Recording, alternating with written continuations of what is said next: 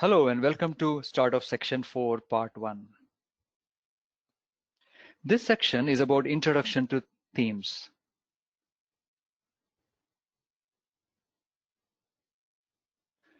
What is a PRINCE2 theme? PRINCE2 themes are project management aspects which must be performed throughout the project, meaning these are different areas of the project.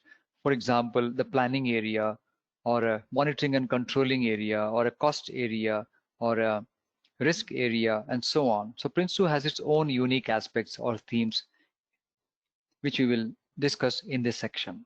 A theme includes several logically related aspects. For example, there may be logically related aspects about a business case, or logically related aspects about risk management, logically related aspects about change management, and so on. That's why we have business case theme, change theme, risk theme, and others. Activities from various themes are mixed in each of the PRINCE2 processes, which are focused on the project flow. On one hand, there are themes. On the other hand, there are processes. Therefore, in each process, several themes may be triggered. For example, in the starting up a project process, which is about justifying the project and asking the question whether the project is worth investing in, the business case theme will definitely be triggered, because the business case theme is about preparing a business justification. And also during the starting up a project, the organization theme will also be triggered, because at the beginning of the project, or even before the project starts, during the pre-project phase, the organization needs to be set up to a minimum possible extent. For example, there should be an executive and there should be a project manager at least. And as we move on, when the detailed planning is done, and other themes might get triggered. For example, a risk theme wherein the risks of the project have to be identified, or a progress theme where the progress has to be checked as to how much of the planning has been done, how much of the PID has been completed. All 7 themes are mandatory and should be tailored for the project. As we know, one of the conditions for a project to be a PRINCE2 project is that minimum requirements of every theme should be met. Therefore, indirectly, it also means all 7 themes are compulsory, while minimum requirements of every theme are met. Though certain procedures and techniques are recommended by the themes, anything similar may be used by the organization, as PRINCE2 is not prescriptive. Though on the surface, PRINCE2 appears to be prescriptive with so many guidelines and rules and policies, in reality, it is not prescriptive. Whatever suits the project and the organization may be taken from the PRINCE2 best practice. As long as the minimum requirements of a theme are met, as long as all 7 principles are followed, as long as the purpose and objectives of every process are met, and as long as the project is tailored. Which means if a project is not tailored, it is no longer a PRINCE2 project. Every theme chapter has the following sections. So every theme will have the 4 sections. If we see the manual, the importance of the theme and key concepts of the theme, minimum requirements of the theme in a PRINCE2 project, guidance for effective use as a theme for different organizations, environment and delivery approach. For example, what else should be done in a theme apart from minimum requirement? For example, how should the business case be managed in its own life cycle? Like how to create a business case, how to verify it, how to approve it, how to realize the benefits, and so on. And related techniques like quality review technique or a product planning technique, risk management procedure, issue and change control procedure, etc. Some of the techniques are part of the syllabus. Those which I mentioned just a while ago are part of the syllabus, but there are some which are not part of the syllabus. For example, progress review technique, gateway review in particular, or investment appraisal technique. So these are not part of the syllabus. However, the PRINCE2 manual does describe all those techniques. Therefore, we have to carefully understand what is part of the syllabus and what is not part of the syllabus. And that should be made clear to you as we continue in this training program.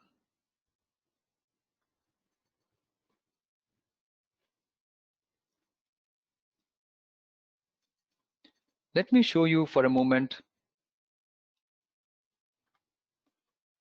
the techniques which are there in PRINCE2. What are the techniques to be known for the exam? From the quality theme, there is a quality review technique. For the practitioner level, this technique has to be known with a little more detail. For the foundation level, only the basic concepts of these techniques have to be known.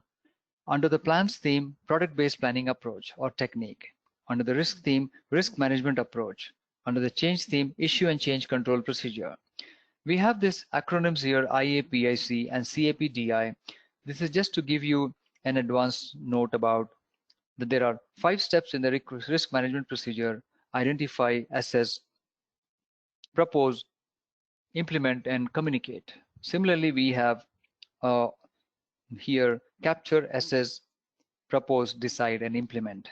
So we have, and P here, propose, actually means planning.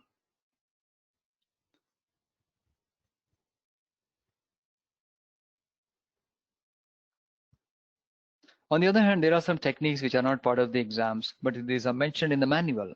In the business case theme, there is the investment appraisal techniques, several techniques, not just one. Under the plans theme, there is a prioritization technique known as Moscow technique, estimation techniques, scheduling techniques. However, we as an accredited training organization highly recommend that Moscow be also studied for the exam as it is a popular technique.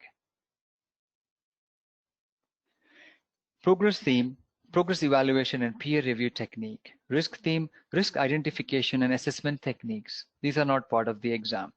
However, in the risk theme, we did notice a while ago that risk management procedure or technique is part of the exam, but not this one.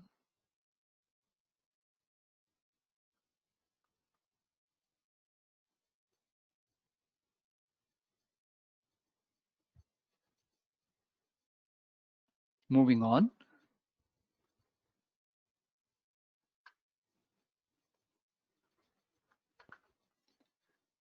What questions do the themes answer? There are 7 themes and we will take them one by one briefly. Business case theme. It answers the question, why did we undertake this project, or why do we want to undertake this project? Organization theme. The questions answered by this theme are, who will represent the business, the users and the suppliers? Who will manage the project work? Who will manage the specialist work, meaning the technical or the functional work? Quality theme, what are the quality attributes of the product that we have to meet? For example, what are the quality specifications, the detailed technical specifications, as well as what are the customer's quality expectations and what are the customer's quality criteria or the acceptance criteria? Plans themes answers the following question: how are we going to do this project? How much time, money, and effort do we need? When will it start? When will each stage end, etc.? And when will the project finish? Risk theme answers the question, what to do when something goes wrong? Can we do something in advance to prevent from something going wrong? And also, what actions can we take if indeed something goes wrong? Change theme. If a change is requested to a project, you always need to consider the impact of the change upon the whole project. Generally, sometimes scope changes may be requested in a project, but this scope change may lead to impact on time, cost, or other project objectives. So change theme focuses on this aspect, meaning focus on requests for change and their assessment and approval or rejection. However, change theme also focuses on issue management. When there is an issue going on, noting the issue and taking corrective actions are also part of the change theme. So in generally, when we connect risk and change theme, when a risk occurs, it means the risk has now become an ongoing issue. So because it was previously a risk and now it has become an issue, we could still continue with the risk theme and resolve that issue. However, when we have other issues which are being logged time and now in a project, then they will go under the change theme. Progress theme answers the questions, where are we now, where are we going, and should we continue or not? Meaning, should there be authorization given to progress to the next stage or progress ahead, or should the project be terminated?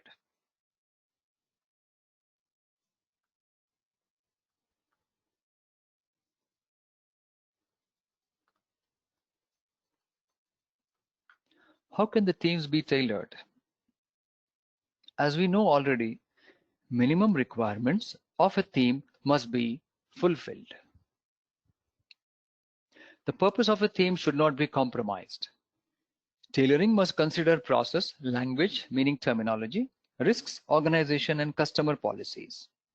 Procedures for implementing tailoring should be described in the approaches: risk, quality, change control, communication, And this approach is going to the project initiation document. Therefore, we were saying earlier, tailoring is described in the project initiation document. Conflicts of interest should be avoided when reassigning roles, particularly in the directing and managing roles. For example, a PM, project manager, cannot become a member of the project board, and vice versa.